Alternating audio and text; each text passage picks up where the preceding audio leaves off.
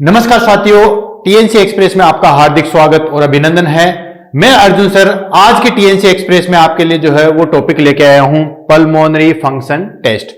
दोस्तों इस टॉपिक को जो है वो चूज करने के जो है वो मेरे पास में दो प्रिंसिपल है। पहली चीज तो यह है कि इससे एग्जाम से रिलेटेड जो है वो क्वेश्चन आते हैं, और दूसरी चीज जो है वो मेन रीजन है वो इसलिए कि इसमें मुश्किल से जो है वो आपको 8 से 10 लाइनें याद करनी है, और उसके बाद अगर आपने इसको अच्छे से समझ लिया तो आपका क्वेश्चन जो है वो कभी भी रॉन्ग नहीं होगा। यानी कि शॉर्टकट में कह सकते हैं कि छोटा रिचार्ज और बड़ा धमाका। छोटी क्लास है और छोटे से पॉइंट है, उसको याद करने के बाद जो है वो आपका एग्जाम में क्वेश्चन जो है वो गलत नहीं होगा।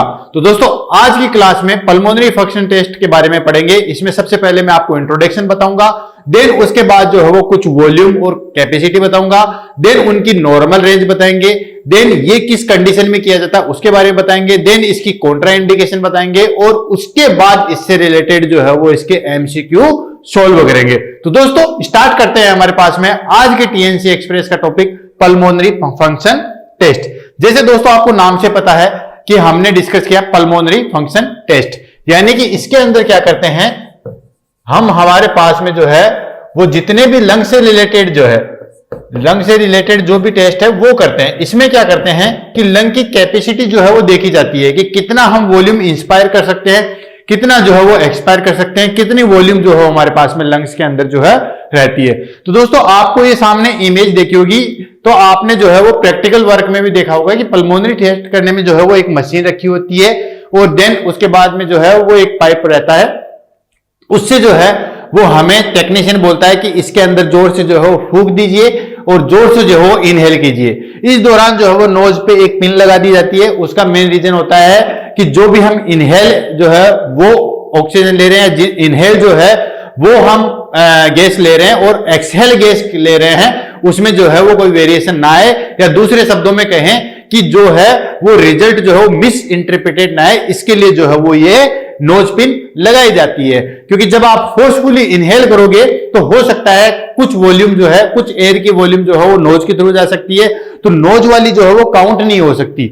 और जैसे आपको कहे कि सांस आपको जोर से छोड़ना है, तो उस कंडीशन में क्या होता है कि पूरी सांस जो है वो जब छोड़ते हैं तो कुछ जो सांस है या कुछ एयर जो है वो नोज से बाहर आ सकती है, इसलिए इसको जो है वो बंद कर दिया जाता है ताकि टोटल एक्चुअल वॉल्यूम कितनी है उसको जो हम पता लगाया जा सके। तो जो भी हमारे पास में लंग की एबनॉर्मलिटी होती है, खास तौर से जो है वो हमारे पास में एटलेक्सिस, सीओपीडी, अस्थमा, इस कंडीशन में जो है हम पल्मोनरी फंक्शन टेस्ट को जो है वो परफॉर्म करते हैं। इसके अंदर हम क्या क्या चीजें देखते हैं उसको हम ले लेते हैं। तो दोस्तों 1 बाय 1 पॉइंट करके जो है वो आपको मैं एक डायग्राम दिखाता हूं। ये डायग्राम जो है वो आपने देखा भी होगा, और ऑफकोर्स देखते तो सभी है, लेकिन उसको समझने में आपको थोड़ी दिक्कत आई होगी। तो आज इसको जो है वो मैं आपको थोड़ा सा समझाता हूं, और इसके बाद उसकी जो है वॉल्यूम का बताता हूं, देन उसके बाद हम डिस्कस करेंगे इसकी कैपेसिटी के बारे में। तो दोस्तों सबसे पहले ये जो आप नॉर्मल चीजें देख रहे हो, ये वाली, ये एक नॉर्मल रेस्पिरेशन है। यानी कि एक नॉर्मल रेस्पिरेशन जो है वो इस तरीके से होता है। अगर मैं बीच में इसमें डॉट निकाल दूं तो बीच वाला हो गया पोज, यानी कि इंस्पायरेशन देन एक्सपायरेशन। जस्ट मेरे मूवमेंट पे ध्यान दीजिए, सांस लिया देन सांस छोड़ा, तो ये जो है वो फ्लो है, वो है हमारे पास में नॉर्मल रेस्पिरेशन का। तो दोस्तों ये जो चीज देख रहे हो, यहां से लेके ये जो चीज देख रहे हो, इसको बोलते हैं हम टाइडल वॉल्यूम। क्या बोलेंगे दोस्तों? Tidal volume. और इसको डिनोट किस तरीके से किया जाता है? वीटी से डिनोट किया जाता है। तो यहां पे आपको कंफ्यूज नहीं होना है कि टीवी होना चाहिए, लेकिन ये वीटी होता है। क्यों? क्योंकि इसको जो है वो टाइडल वॉल्यूम को इस तरीके से जो है वो मेंशन करते हैं। इसमें क्या होता है दोस्तों कि हम जितनी गैस लेते हैं और जितनी छोड़ते हैं, वो एक नॉर्मल रेस्पिरेशन की जो रिदम होती है, जिसको हम बोलते हैं टाइडल वॉल्यूम। उसके बाद में जितना हमारे पास में नॉर्मल रेस्पिरेशन है, जैसे मैं नॉर्मल रेस्पिरेशन कर रहा हूं, उसके बाद कितना गैस हम इनहेल कर सकते हैं, उसको बोलते हैं इंस्पायरेटरी रिजर्व वॉल्यूम। दोस्तों क्या बोलेंगे? Inspiratory reserve volume. बीच बीच में जो है वो कैपेसिटी बोलूंगा, उसके लिए मैं बताता हूं। अगर आपके पास में एक चीज है, यानी कि हम इनहेल कर रहे हैं या एक्सहेल कर रहे हैं, एक चीज है, उसको हम बोलेंगे वॉल्यूम, और 2 या 2 से अधिक वॉल्यूम को मिलके जो है वो कैपेसिटी बनती है। फिर से रिपीट कर रहा हूं दोस्तों, कंफ्यूज नहीं होना है। वॉल्यूम क्या होती है? जैसे हमने कितनी गैस छोड़ी, कितनी गैस जो है वो इनहेल की, कितना हमारे पास में लंग्स के अंदर जो है वो है, कितना हम फोर्सफुली जो है वो उसको इनहेल कर सकते हैं, वो सारी की सारी जो है वो होती है वॉल्यूम। क्योंकि एक पर्टिकुलर चीज है, दो या दो से अधिक वॉल्यूम को मिलकर जो है वो कैपेसिटी बनती है। तो यहां पे कंफ्यूज नहीं होना है। पहला यहां पे आ गया inspiratory reserve volume. Inspiratory reserve volume क्या होता है कि नॉर्मल रेस्पिरेशन के बाद कितनी गैस को हम जो है वो इनहेल कर सकते हैं, तो वो हो गए हमारे पास में इंस्पायरेटरी रिजर्व वॉल्यूम। तो यहां पे जो है वो आपको कंफ्यूज नहीं होना है, इंस्पायरेटरी रिजर्व वॉल्यूम। देन उसके बाद आता है हमारे पास में कि जितनी हमारे पास में, देखो कंफ्यूज नहीं हुआ, स्टेप बाय स्टेप है। पहले हमने टाइडल वॉल्यूम को डिस्कस किया, देन हमने इंस्पायरेटरी रिजर्व वॉल्यूम को दिया। अब हम ले लेते हैं एक्सपायरेटरी रिजर्व वॉल्यूम, ताकि कंफ्यूजन ना हो।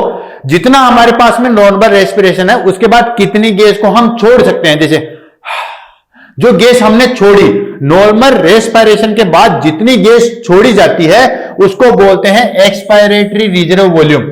एक्सपायरेटरी मतलब छोड़ना, रिजर्व मतलब जो बची हुई थी, वॉल्यूम आपको पता ही है, ये एक यूनिट है। तो इंस्पायरेटरी रिजर्व वॉल्यूम क्या होगी, नॉर्मल रेस्पिरेशन के बाद जितनी गैस को हम इनहेल करते हैं वो हो गई इंस्पायरेटरी रिजर्व वॉल्यूम। आगे चलो दोस्तों, फिर से रिपीट कर रहा हूं, नॉर्मल जो हम इंस्पिरेशन करते हैं उसके बाद कितनी गैस को हम इनहेल करते हैं उसको हम बोलते हैं इंस्पायरेटरी रिजर्व वॉल्यूम। देन दूसरी चीज आ जाती है हमारे पास में कि नॉर्मल रेस्पिरेशन के बाद कितनी गैस को जो है हम छोड़ेंगे उसको बोलेंगे expiratory reserve volume. Normal respiration के बाद जितनी गैस छोड़ी वो हो गई हमारे पास में एक्सपायरेटरी रिजर्व वॉल्यूम। उसके बाद इसको हम ले लेते हैं जिसको आरवी, जिसको बोलते हैं रेसिडुअल वॉल्यूम।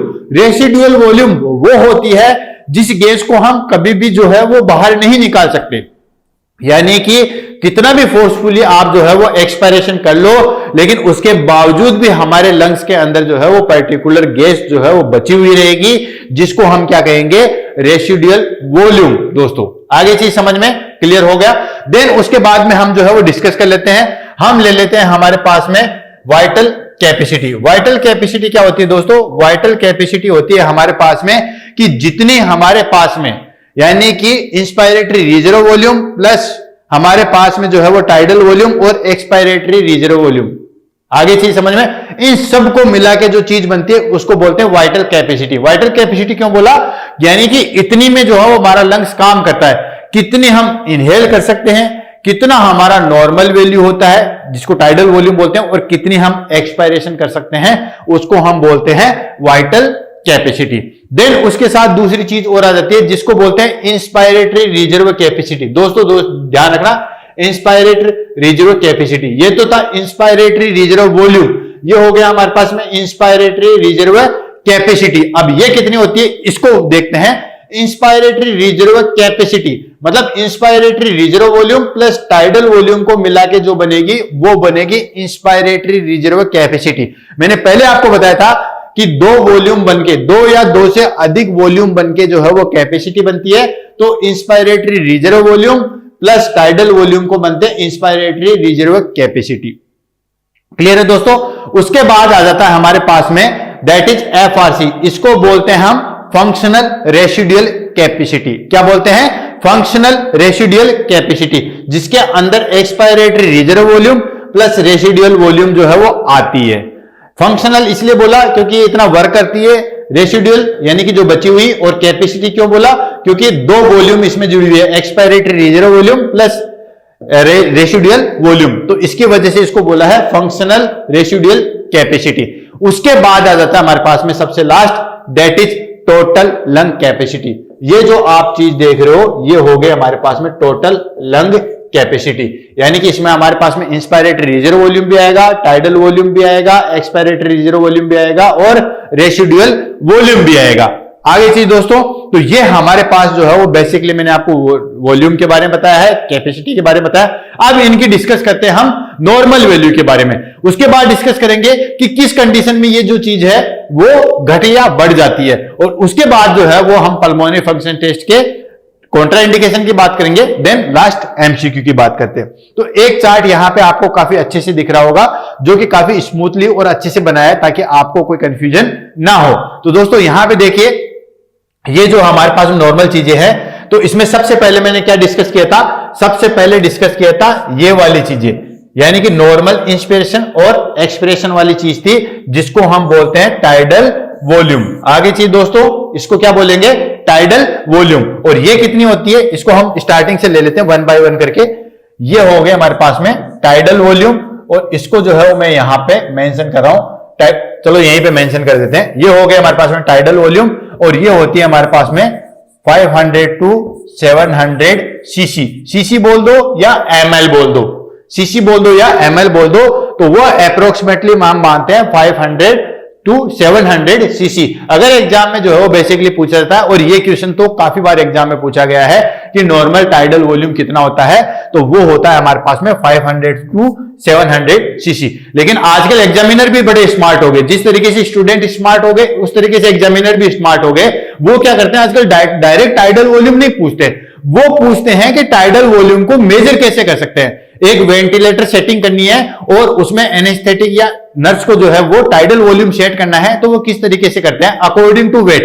तो अकॉर्डिंग टू वेट का फॉर्मूला है दोस्तों 5 to 15 ml पर केजी, यानी कि 5 to 15 ml पर केजी के हिसाब से जो है वो सेट करते हैं। एवरेज की बात करें, अगर हम इसमें एवरेज की बात करें तो एवरेज आता है 10 ml पर केजी। 10 ml पर केजी बोल दो या 10 सीसी पर केजी बोल दो, यानी कि किसी पर्सन का वेट जो है वो 60 केजी है, तो उसमें टाइडल वॉल्यूम कितनी हो जाएगी दोस्तों? 600 ml या फिर 600 सीसी। ये चीज जो है वो हो जाएगी। तो आपको भी जो है वो एग्जामिनर की तरह स्मार्ट बनना है, तो ये चीज जो है वो ध्यान में रखना है। क्यों? क्योंकि हमें किस तरीके से मेजर करना है, उसके वेट के अकॉर्डिंग। अगर 50 किलो का वेट होगा, इससे कम नहीं करते हैं और इससे ज्यादा नहीं करते हैं। एवरेज की बात करें तो वो होता है हमारे पास में 10 ml पर केजी या 10 सीसी पर केजी। तो इस हिसाब से आप मेजर कर सकते हो। मुझे नहीं लगता कोई आपको कंफ्यूजन होगा। आपको डायरेक्ट क्वेश्चन पूछ सकता है कि एवरेज कितना होता है, रेशियो पूछ सकता है कि किससे किस रेंज में होता है, या डायरेक्ट वेट देके आपको कैलकुलेट करवाया जा सकता है कि इसमें कितना टाइडल वॉल्यूम होगा। क्लियर है दोस्तों? टाइडल वॉल्यूम होता है नॉर्मल इंस्पायरेशन और एक्सपायरेशन की जो रेट होती है उसको बोलते हैं टाइडल वॉल्यूम। ये चीज हमारे पास में जो है वो क्लियर होगी। इसको मैं अलग मार्क से लिख देता हूं, ये चीज जो है हमारे क्लियर होगी। देन उसके बाद डिस्कस कर लेते हैं हम inspiratory reserve capacity. Normal inspiration के बाद, नॉर्मल इंस्पायरेशन के बाद, जैसे ये हमारा नॉर्मल इंस्पायरेशन, उसके बाद कितनी गैस में अंदर ले सकता हूं ये जो गैस ली वो हो गई इंस्पायरेटरी रिजर्व वॉल्यूम। इंस्पायरेटरी मतलब इनहेल करने वाली, रिजर्व मतलब बची हुई, वॉल्यूम का मतलब कितनी हम चीजें ले सकते हैं, तो वो हो गए हमारे पास में inspiratory reserve volume. Normal inspiratory reserve volume की अगर हम बात करें तो वो दोस्तों वो हो जाती है हमारे पास में 2400 से 2600। कितनी हो गई? 2400 से 2600 ml। क्लियर है दोस्तों? या 2400 से 2600 सीसी। किस कंडीशन में डिक्रीज हो जाती है? ये डिक्रीज हो जाती है सीओपीडी और अस्थमा की कंडीशन में जो है वो डिक्रीज होगी, क्योंकि ब्रोंकेस जो है वो कॉन्स्ट्रिक्ट हो जाते हैं, तो उसकी वजह से इंस्पायरेटरी रिजर्व वॉल्यूम जो है वो डिक्रीज हो जाएगी। क्लियर है दोस्तों? किसमें डिक्रीज होगी? सीओपीडी और अस्थमा की कंडीशन में डिक्रीज होगी। क्यों? क्योंकि वहां पर नेरो हो जाते हैं। देन हम डिस्कस कर लेते हैं एक्सपायरेटरी रिजर्व वॉल्यूम। क्या हो गया दोस्तों? Expiratory reserve volume. Expiratory reserve volume होता है कि कितनी गैस को हम जो है वो नॉर्मल एक्सप्रेशन के बाद में जो है वो छोड़ सकते हैं। तो ये दोस्तों होती है हमारे पास में अप्रोक्सीमेटली 1500 से 1600 सीसी या एमएल। 1500 से 1600 सीसी बोल दो या एमएल बोल दो, यानी कि नॉर्मल ये हमारे पास में इंस्पिरेशन एक्सप्रेशन है। देन फोर्सफुली इतना हम जो है वो छोड़ सकते हैं, तो इसको हम बोलते हैं एक्सपायरेटरी रिजर्व वॉल्यूम। देन उसके बाद आ जाती है हमारे पास में रेसिडुअल वॉल्यूम। रेसिडुअल वॉल्यूम क्या होती है? रेसिडुअल वॉल्यूम वो चीज होती है दोस्तों जिसमें कि हम चाहते हुए भी, क्या होता है दोस्तों? जिसमें हम चाहते हुए भी जो है वो हम उस गैस को बाहर नहीं निकाल सकते, वो एनी टाइम लाइफ लॉन्ग हमारे लंग्स के अंदर जो है वो पड़ी हुई होती है, उसको हम बोलते हैं रेसिडुअल वॉल्यूम, और वो होती है हमारे पास में 500 सीसी। यानी कि ये अप्रोक्सीमेटली दोनों सेम होती है सॉरी, इंस्पायरेटरी रिजर्व वॉल्यूम और रेसिडुअल वॉल्यूम जो है वो दोनों सेम होती है। आगे चीज दोस्तों समझ में, ये दोनों एक्सपायरेटरी रिजर्व वॉल्यूम कब दिक्कत करती है? जब कोई भी इंफेक्शन हो तो होती है। रेसिडुअल वॉल्यूम किस में बढ़ जाती है? सीओपीडी के कंडीशन में। ध्यान से दोस्तों, सीओपीडी के कंडीशन में जो है वो रेसिडुअल वॉल्यूम बढ़ जाती है। अब हो गए हमारे पास में नॉर्मल सारे वॉल्यूम को हमने ले लिया। 4 वॉल्यूम थे, tidal volume, inspiratory reserve volume, expiratory reserve volume और रेसिडुअल वॉल्यूम, ये हमने कंप्लीट करवा दी। अब बात आ जाती है हमारे पास में कैपेसिटी। तो कैपेसिटी कौन कौन सी होती है? पहला यहां पे दिया है functional residual capacity. Functional residual capacity क्या होता है? जिसमें हमारे पास में expiratory reserve volume plus residual volume को जोड़ के जो बनता है वो बोलते हैं फंक्शनल रेसिडुअल वॉल्यूम।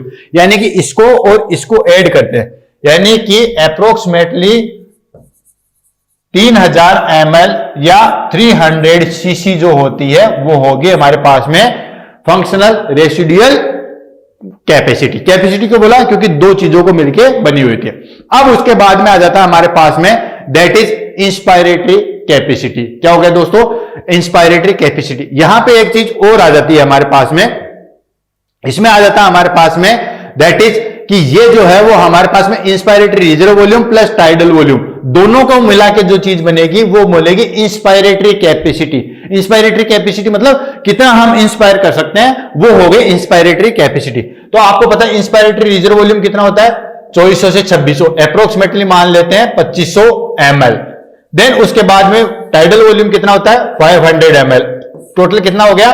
3000 ml जो है वो आ जाती है हमारे पास में इंस्पायरेटरी कैपेसिटी। यानी कि इंस्पायरेटरी कैपेसिटी और फंक्शनल रेसिडुअल कैपेसिटी जो है वो अप्रोक्सीमेटली सेम होती है।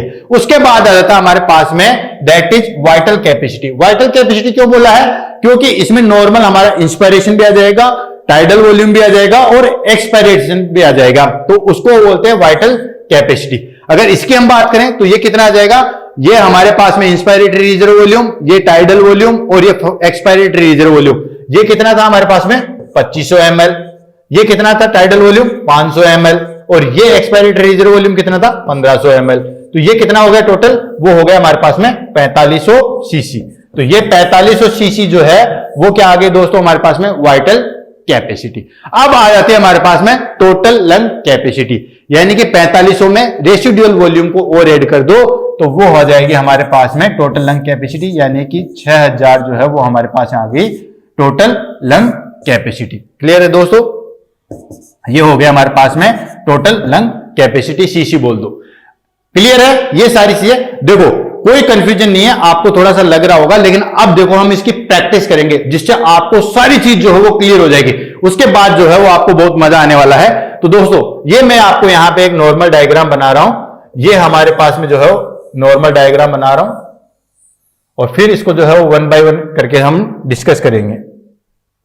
ये नॉर्मल इंस्पायरेशन वाली वॉल्यूम, देन उसके बाद में आ जाता है हमारे पास में ये मैंने आपको एक नॉर्मल डायग्राम बनाया। ये हमारे पास में बीच में अगर मैं लाइन खींच दूं तो ये हमारे पास पोज कंडीशन आ गई। और ये जो आप देखो 1 बाय 1 करके डिस्कस करो, मैं किसी चीज को जो है वो यहां पे नहीं बताऊंगा, आपको डायरेक्ट जो है वो यहां पे मुझे बताना है कि क्या क्या चीजें होती है दोस्तों। तो ये जो कंडीशन है इसको हमने क्या बोला दोस्तों? इसको बोला हमने टाइडल वॉल्यूम। यानी कि नॉर्मल इंस्पायरेशन और एक्सपायरेशन वाली चीज है उसको क्या बोलते हैं? Tidal volume. कितना होता है? 500 सीसी। क्लियर है? एग्जाम में कैसे आता है? एग्जाम में आया तो डायरेक्ट पूछ लेते हैं कि टाइडल वॉल्यूम कितना होता है, तो आपको 500 सीसी बताना है। अगर इस तरीके से नहीं आ जाए तो वेट के अनुसार है, तो वेट के अनुसार होता है 5 to 15 ml पर केजी या 5 to 15 सीसी पर केजी। इससे कम नहीं होना चाहिए, इससे ज्यादा नहीं होना चाहिए। एवरेज की बात करें तो हो जाता है 10 ml पर केजी। अगर 50 किलो का आदमी है तो टाइडल वॉल्यूम कितना हो जाएगा? 500 सीसी। क्लियर है? अगर 60 किलो का है तो 600 सीसी। ये एक एवरेज हो गया। क्लियर है? अब उसके बाद में आ जाता है हमारे पास में इंस्पायरेटरी, उसके बाद में आ जाता है inspiratory reserve volume, IRV, inspiratory reserve volume. ये कितना होता है? क्लियर लिख देता हूं, इंस्पायरेटरी रिजर्व वॉल्यूम। यानी कि नॉर्मल इंस्पिरेशन के बाद कितना हम जो है वो और ले सकते हैं, वो हो गए इंस्पायरेटरी रिजर्व वॉल्यूम। ये होता है 2400 से 2600 ml। तो इसको हम एवरेज मान के चलते हैं 2500 सीसी या 2500 ml। ये हो गया हमारे पास में इंस्पायरेटरी रिजर्व वॉल्यूम। अब इसी के साथ हम दूसरी ले लेते हैं, वो ले लेते हैं expiratory reserve volume. Expiratory reserve volume वो मैंने कितनी बताई दोस्तों? याद रखना, वो होती है 1500 सीसी। एक्सपायरेटरी रिजर्व वॉल्यूम यानी कि कितना हम फोर्सफुली जो है वो निकाल सकते हैं, वो होगी। उसके बाद मैंने आपको बताया था कि कुछ गैस ऐसी होती है जिसको हम कभी भी बॉडी से बाहर नहीं निकाल सकते, उसको हम बोलते हैं रेसिडुअल वॉल्यूम। क्या बोलेंगे दोस्तों? Residual volume. और ये भी कितनी होती है? वो होती है 1500 सीसी।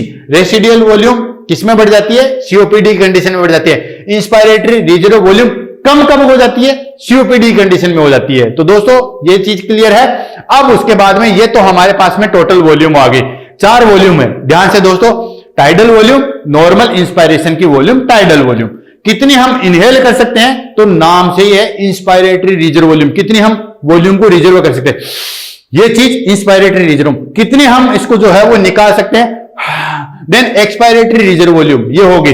देन रेसिडुअल वॉल्यूम, जिसको हम कभी भी नहीं निकाल सकते, उसको बोलते हैं रेसिडुअल वॉल्यूम। ये टोटल हमारे पास में 4 वॉल्यूम है। अब आ जाती है 4 कैपेसिटी। अब कैपेसिटी को हम ले लेते हैं। सबसे पहले यहीं से शुरुआत कर लेते हैं। यहां से शुरुआत हो गई हमारे पास में, दैट इज वो कौन सी होगी? इंस्पायरेटरी। कौन सी? Inspiratory capacity. कौन सी? Inspiratory capacity. यहां से लेके यहां तक इंस्पायरेटरी कैपेसिटी, इंस्पायरेशन की जिक्र हो रही है, तो वो हो गई हमारे पास में इंस्पायरेटरी कैपेसिटी। कितना हम इंस्पायर कर सकते हैं? तो दोस्तों inspiratory reserve volume plus tidal volume, इसको अगर हम जोड़ देंगे तो इंस्पायरेटरी कैपेसिटी आ जाएगी। ऑफ कोर्स, क्योंकि इसको जोड़ेंगे तो ये तो एक्सपायरेशन में आ गया ना। नीचे वाली चीज एक्सपायरेशन है, ऊपर वाली चीज इंस्पिरेशन है। ठीक है, तो ये हमारे पास में जितनी वॉल्यूम को inspiratory reserve volume plus tidal volume को ऐड कर देंगे तो क्या हो जाएगा दोस्तों? Inspiratory reserve volume plus tidal volume, यानी कि 2500 प्लस 500 इक्वल टू ये हो गया हमारे पास में 3000। तो 3000 जो है सीसी क्या हो गए? Inspiratory capacity. अब उसके बाद आ जाता है दूसरी कैपेसिटी की, जिसको हम बोलते हैं वाइटल कैपेसिटी, यानी कि जितना हमारे पास में लंग्स पूरा काम करता है उसको बोलते हैं वाइटल कैपेसिटी, जिसमें हमारे पास में inspiratory reserve volume plus tidal volume plus expiratory reserve volume. इसी में तो लंग्स काम कर सकता है, रेसिडुअल वॉल्यूम को तो हम काउंट ही नहीं कर सकते क्योंकि वो तो बची हुई है। तो ये हो गया हमारे पास में वाइटल कैपेसिटी, यानी कि टोटल लंग्स जो है वो किस तरीके से काम कर रहा है। तो ये कितना हो जाएगा? तो दोस्तों या तो आप तीनों को जोड़ दो, ये हो गया 2500, ये 500, 3000 और ये हो गया 4500। या तो ऐसे जोड़ दो या फिर सीधा सीधा जोड़ो इंस्पायरेटरी कैपेसिटी जो कि ऑलरेडी जुड़ी हुई है। इंस्पायरेटरी कैपेसिटी ऑलरेडी जुड़ी हुई है, उसमें हमारे पास में एक्सपायरेटरी रिजर्व वॉल्यूम को और जोड़ दो। यहां तक तो ये देखो जुड़ी हुई है, तो इसको और ऐड कर दो। यानी कि शॉर्टकट में बताऊं आपको मैं, वाइटल कैपेसिटी कितनी होती है? या तो inspiratory reserve volume plus vital tidal volume plus expiratory reserve volume को जोड़ दो। यहां पे ये दो ऑलरेडी हमने जोड़ चुकी है, जिसको हम कहते हैं इंस्पायरेटरी कैपेसिटी। तो ये तो इंस्पायरेटरी कैपेसिटी और एक्सपायरेटरी रिजर्व वॉल्यूम को जोड़ोगे तो भी हमारे पास में 4500 आएगा, और अगर हम तीनों को अलग अलग जोड़ते हैं तो भी हमारे पास 4500 आएगा। कैसे? 2500 टाइडल वॉल्यूम, 500, 3000 और एक्सपायरेटरी रिजर्व वॉल्यूम 1500, ये हो गया हमारे पास में 4500। देन उसके बाद आ जाता है हमारे पास में that is total lung capacity. Total lung capacity TLC, total leucocyte count नहीं है दोस्तों, टीएलसी ये होता है हमारे पास में। अब देखो, या तो सबको जोड़ दो, ये inspiratory reserve volume 2500, tidal volume 500, कितना होगा? 3000, एक्सपायरेटरी रिजर्व वॉल्यूम 1500, कितना होगा? 4500, रेसिडुअल वॉल्यूम 1500, कितना हो गया टोटल? 6000। तो या तो इसको जोड़ दो, या ये हमारे पास में वाइटल कैपेसिटी था, inspiratory reserve volume, tidal volume और एक्सपायरेटरी रिजर्व वॉल्यूम, ये हो गया टोटल 4500। इसमें रेसिडुअल वॉल्यूम और ऐड कर दो, that is total lung capacity. आगे चीज दोस्तों कंफ्यूजन रख लो, लेकिन अगर इस चार्ट को अगर आपने ध्यान से देख लिया है तो आप कभी भी जो है वो कंफ्यूज नहीं हो सकते। आपको सिंपल चीजें याद रखनी है। पहले याद रख लो आप, देखो मैं 3 ट्रिक्स बताऊंगा आपको याद रखने की। पहली चीज क्या है कि नॉर्मल इंस्पिरेशन और एक्सपिरेशन वाली चीज है वो होगी टाइडल वॉल्यूम। जितनी हम ले सकते हैं, इनहेल कर सकते हैं, inspiratory reserve capacity, inspiratory reserve capacity, sorry inspiratory reserve volume कितनी हम ले सकते हैं, देन कितनी हम छोड़ सकते हैं, एक्सपायरेटरी रिजर्व कैपेसिटी, आगे volume, inspiratory expiratory reserve volume, वो हो गया हमारे पास में। देन उसके बाद आते हैं रेसिडुअल वॉल्यूम, जिसको हम कभी भी जो है वो नहीं निकाल सकते, वो हो गई रेसिडुअल वॉल्यूम। देन उसके बाद कैपेसिटी, इंस्पायरेटरी कैपेसिटी जिसमें टाइडल वॉल्यूम और इंस्पायरेटरी रिजर्व वॉल्यूम को डॉलेगा। वाइटल कैपेसिटी में यानी कि टोटल हमारा लंग्स जो है वो किस तरीके से काम करता है उसको जो है वो ऐड हो जाएगी, और टोटल लंग कैपेसिटी आपकी जो है वो इस तरीके से ऐड हो जाएगी। उसके बाद आ जाता है हमारे पास में that is Contra indication. Contra indication यानी कि किस कंडीशन में जो है वो पीएफटी नहीं कर सकते। तो दोस्तों इसके लिए जो है वो सबसे पहली चीज आ जाती है हमारे पास में सीवीए। सीवीए की कंडीशन में जो है वो कभी भी जो है वो नहीं कर सकते। दूसरा, अगर कुछ दिनों पहले ही जो है वो मायोकार्डियल इंफार्क्शन हुआ है। क्यों? क्योंकि मायोकार्डियल इंफार्क्शन हुआ है तो अगर आप जोर से खींचेंगे या सांस लेंगे तो ऑलरेडी जो है वो ऑक्सीजन डिक्रीज हो सकती है कार्डियक सिस्टम में, तो वहां पे जो है वो और चांसेस हो सकते हैं। देन उसके बाद आता था एनोरिज्म। एनोरिज्म क्या होता है दोस्तों? एनोरिज्म होता है हमारे पास में excessive dilation of the artery. Artery का जो है वो एक्सेसिव डायलेशन हो जाता है जिसको बोलते हैं एनोरिज्म। इन कंडीशन में जो है वो कभी भी हम पल्मोनरी फंक्शन टेस्ट को जो है वो परफॉर्म नहीं कर सकते।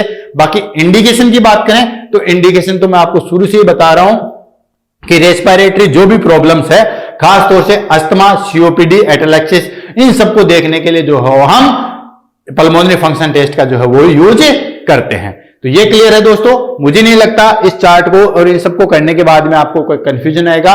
तो दोस्तों स्टार्ट करते हैं हमारे पास में एमसीक्यू सेशन पे, देखते हैं हमने जो है वो कितना पढ़ा है। तो एमसीक्यू सेशन में जो है वो हम स्टार्टिंग करते हैं। पहला क्वेश्चन देखो यहां पे, Which of the following quantitative measures of inspiratory and expiratory flow is especially used for diagnostic chronic obstructive pulmonary disease? यहां पे काफी अच्छा और स्मूथली क्वेश्चन पूछा है। इसने तो ऑलरेडी बता भी दिया है कि हम जो है वो क्वांटिटिव मेजर कर सकते हैं। क्वांटिटिव मेजर का मतलब समझते हैं, एक होता है क्वालिटेटिव, एक होता है क्वांटिटिव। क्वांटिटिव का मतलब होता है जिसको हम मेजर कर सकते हैं। जैसे फॉर एग्जांपल आपने रिसर्च हुई क्वांटिटिव और क्वालिटेटिव। क्वांटिटिव का मतलब होता है क्वांटिटी में हम उसको मेजर कर सकते हैं। जैसे कि एक्सरसाइज करने से वेट लॉस होता है तो वेट लॉस को हम मेजर कर सकते हैं।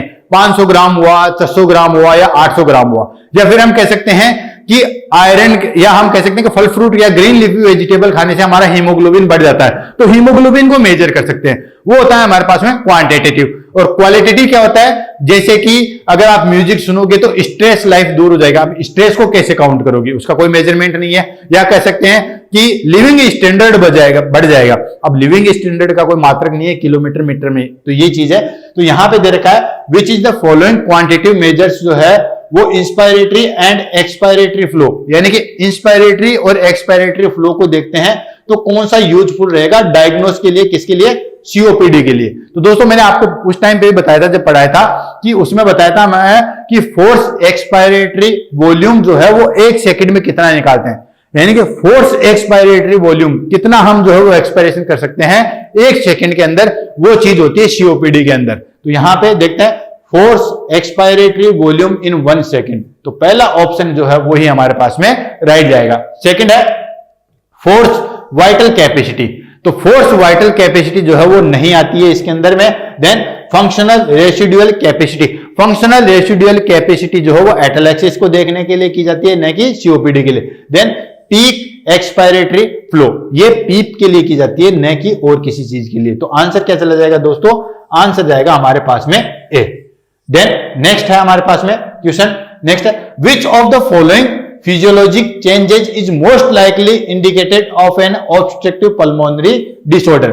यानी कि यहां पे एक कंडीशन दी गई है कि पल्मोनरी ऑब्स्ट्रक्टिव में जो है वो क्या क्या चीजें चेंजेस होती है, क्या क्या फिजियोलॉजिकली चेंजेस होती है। यानी कि क्वेश्चन के अंदर 1 या 2 चीजें ऐसी दी होगी, हो सकता है ज्यादा भी दी हुई है, जिसमें यह बताना चाह रहा है कि ये सीओपीडी के लक्षण है। सीधे शब्दों में बात करें, यहां पे पूछ रहा है कि क्लिनिकल मैनिफेस्टेशन कौन कौन से हो सकते हैं सीओपीडी के अंदर। तो दोस्तों सीओपीडी के अंदर अगर हम बात करें, पहली चीज है इसमें देखा है force expiratory volume in 1 second is decrease, यानी कि force expiratory volume in 1 second जो है वो डिक्रीज होगा। ऑफ कोर्स पहला क्वेश्चन यही था कि यहां पे जो है वो डिक्रीज हो रहा है, तो ये तो ठीक है, ये तो होगा। दूसरा force functional volume capacity is decrease, बिल्कुल ये भी चीज होगी, डिक्रीज हो जाएगी हमारे पास में। फंक्शनल वाइटल कैपेसिटी जो है वो डिक्रीज हो जाएगी। फंक्शनल वाइटल कैपेसिटी क्यों? क्योंकि वहां पे ऑलरेडी जो है वो रेसिडुअल वॉल्यूम जो है वो इंक्रीज। And TLC decrease. दोस्तों टीएलसी डिक्रीज ये चीज भी सही है, लेकिन ये टीएलसी डिक्रीज नहीं होती है दोस्तों, टीएलसी जो है वो इंक्रीज हो जाएगी। बाकी दोनों चीज सही है। Functional expiratory volume in 1 second is decrease, very good, ठीक है।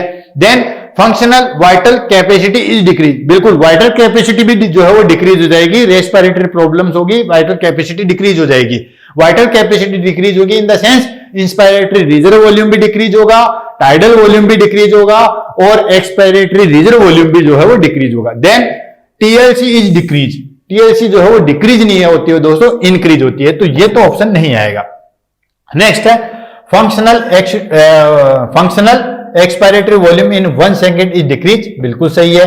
Then functional vital capacity decrease, सही है। देन टीएलसी इंक्रीज, सही है। इसमें ये सारी चीजें जो है वो सही है, तो राइट आंसर क्या जाएगा हमारा दोस्तों, राइट आंसर जाएगा हमारे पास में बी। नेक्स्ट देख लेते हैं, functional expiratory volume 1 second is decrease, ठीक है। फंक्शनल वाइटल कैपेसिटी इंक्रीज, नहीं, इंक्रीज नहीं होती है। टीएलसी इज इंक्रीज, इंक्रीज होती है, लेकिन इसमें यहां पे ये चीजें गलत होगी। Next, functional expiratory volume in 1 second is increase, जी नहीं दोस्तों, इंक्रीज हो नहीं होती है। फंक्शनल वाइटल कैपेसिटी डिक्रीज होती है, देन टीएलसी जो है वो इंक्रीज होती है, ये सही है, लेकिन ये चीज गलत है। यानी कि एक एक चीजें जो है वो कहीं ना कहीं जो है, इसमें टीएलसी डिक्रीज दे दिया, इसमें हमारे पास में फंक्शनल वाइटल कैपेसिटी डिक्रीज दे दिया, सॉरी इंक्रीज दे दिया, और यहाँ पे जो है वो functional expiratory volume in 1 second जो है वो हमारे पास में इंक्रीज दे दिया। तो यहाँ पे तीनों ऑप्शन गलत है। राइट आंसर क्या जाएगा, functional expiratory volume in 1 second जो है वो डिक्रीज होता है। देन फंक्शनल वाइटल कैपेसिटी जो है वो डिक्रीज होती है, एंड टोटल ल्यूकोसाइट काउंट जो है वो इंक्रीज होता है। So total leucocyte, total lung capacity जो है वो इंक्रीज होती है। अब टोटल लंग कैपेसिटी जो है वो इंक्रीज किस तरीके से होती है, फिर से रिपीट कर रहा हूं, टोटल लंग कैपेसिटी जो है वो रेसिडुअल वॉल्यूम की वजह से होता है। मैं भी जो है वो टाइडल टोटल ल्यूकोसाइट काउंट की तरफ चला गया। टोटल लंग कैपेसिटी, और हाँ दोस्तों, टोटल ल्यूकोसाइट काउंट भी इंक्रीज होती है, गलत तो मैं भी नहीं हूं, ठीक है। यानी कि टोटल ल्यूकोसाइट काउंट भी जो है वो इंक्रीज होता है, ठीक है। लेकिन यहां पे टोटल लंग कैपेसिटी पूछिए तो टोटल लंग कैपेसिटी इंक्रीज होती है। आपसे अगर एग्जाम में पूछे कि टोटल लंग कैपेसिटी इंक्रीज कैसे होती है, तो टोटल लंग कैपेसिटी इंक्रीज होती है, रेसिडुअल वॉल्यूम जो है वो इंक्रीज रहता है। क्यों? क्योंकि CO2 का रिटेंशन होता है। CO2 का रिटेंशन, CO2 नीचे जो है वो रेसिडुअल वॉल्यूम में बढ़ जाती है, तो CO2 का रिटेंशन होने की वजह से टोटल लंग कैपेसिटी जो है वो इंक्रीज होती है। नेक्स्ट क्वेश्चन की तरफ मूव करते हैं। नेक्स्ट क्वेश्चन है, what is the normal value of tidal volume. Tidal volume की नॉर्मल वैल्यू कितनी होती है? कई बार मैंने बताया था 200 ml, जी नहीं दोस्तों, 500, यस राइट आंसर। 800 जो है वो बहुत हेवी पेशेंट है तो कंडीशन में हो सकता है, बहुत रेयर केस में है तो ये भी नहीं होता है। देन 1200, जी नहीं दोस्तों, ये भी नहीं होता। राइट आंसर चला जाएगा हमारे पास में बी। नेक्स्ट क्वेश्चन की तरफ मूव ले लेते हैं। नेक्स्ट क्वेश्चन है, how to calculate a tidal volume of a patient. Tidal volume जो है वो किस तरीके से जो है वो पेशेंट में जो है वो देखा जाता है। ये क्वेश्चन आप सोल्व करके कमेंट बॉक्स में मुझे बताओगे, क्योंकि ये क्वेश्चन जो है वो नोट से 2023 में जो है वो आने वाला है, तो इसको जो है वो आप सोल्व कीजिए, क्योंकि सोल्व करने से वो चीजें परमानेंट हो जाती है। पहला ऑप्शन है 5 to 15 ml पर केजी, दूसरा है 15 to 13 ml पर केजी, तीसरा है 13 to 45 ml पर केजी, और चौथा है 45 to 60 ml पर केजी। तो राइट आंसर क्या जाएगा, इसको जो है वो आप कमेंट बॉक्स में बताइए। और इसी के साथ साथ जो है वो मुझे ये भी बताइए कि नेक्स्ट टीएनसी एक्सप्रेस में आपको कौन सी क्लास चाहिए। पहले काफी लोगों ने जो है वो बताया था कि क्रेनियल नर्व चाहिए, तो क्रेनियल नर्व की ऑलरेडी जो है वो आपके एक्सप्रेस मैंने निकाल दी है।